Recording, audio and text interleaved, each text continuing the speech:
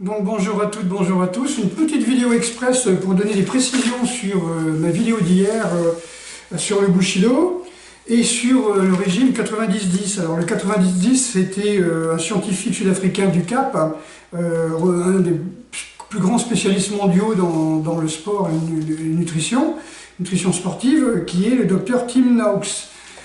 Timothy David Noakes. Et en fin de compte, il avait instauré les 90-10 en disant 80% de glucides, 10% de gras et 10% de protéines, et pour lui c'était le top du top, sauf qu'il est devenu lui-même diabétique et il s'est excusé, et maintenant il est un des fervents défenseurs du cétogène, c'est-à-dire plutôt du 70% de gras, 25% de protéines et 5% de sucre.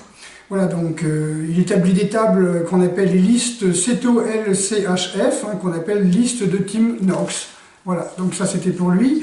Après, pour le Bushido, eh bien, pour le Bushido, si je vous montre par exemple ceci, vous pouvez lire Takeshido Ha Heiwa no Michi, ou selon les traducteurs, on peut dire Bushido wa Heiwa no Michi. Vous voyez, donc ça veut dire que si un japonais écrit ça dans un de ses livres, ou si un traducteur voit ça dans un livre qui date du 15e siècle, 17e siècle, il va dire le Bushido existait. Non, parce que ça veut simplement dire la voie du guerrier et la voie de la paix. Ça veut dire le guerrier doit choisir la paix, le guerrier doit aller dans la paix. Voilà, tout simplement.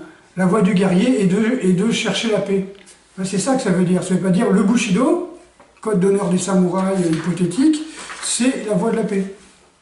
Dans le sens, si vous ne pratiquez pas le Bushido, vous n'êtes pas sur la voie de la paix. Voilà.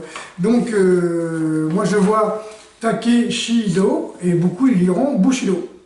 Tout simplement. Si le gars c'est un traducteur qui appartient à une certaine fédération de soi-disant arts martiaux, évidemment, il va plutôt être dans cette optique de dire Bushido. Ouais. Quant aux connexions qu'il y a entre certaines fédérations soi-disant d'arts martiaux japonais, enfin en tout cas c'est présenté comme ça en France, et la mafia japonaise, bon c'est une évidence, je n'ai pas voulu prendre la photo parce que j'ai pas envie d'avoir un procès, mais il suffit de voir Sasakawa, président de la Fédération mondiale de karaté, et les accointances qu'il a eues avec un certain président de fédération française, elle aussi, voilà. Ok, donc il y a les photos, il y a les textes, vous trouvez ça sur internet, c'est officiel, c'est dans les journaux officiels, donc je n'invente rien. Ok, donc c'était juste pour vous dire ça, voilà, parce que j'aime bien préciser les choses, et pour dire qu'effectivement, au XVIIe siècle, XVIe siècle, on peut trouver un texte qui parle de Bushido, tout simplement parce qu'il parle de la voie du guerrier, ou ce que doit faire le guerrier, ou voilà, le principe que doit suivre le guerrier, mais pas forcément le livre Bushido, un livre écrit qui, voilà.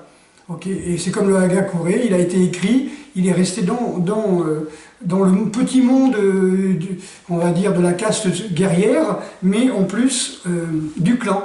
Donc le clan à quel appartenait Yamamoto, ben, son clan, peut-être avait-il accès à ce Hagakure, on n'en est même pas sûr, et les gens les ont redécouverts pratiquement au XXe siècle, quoi, au XIXe, XXe siècle. Ok.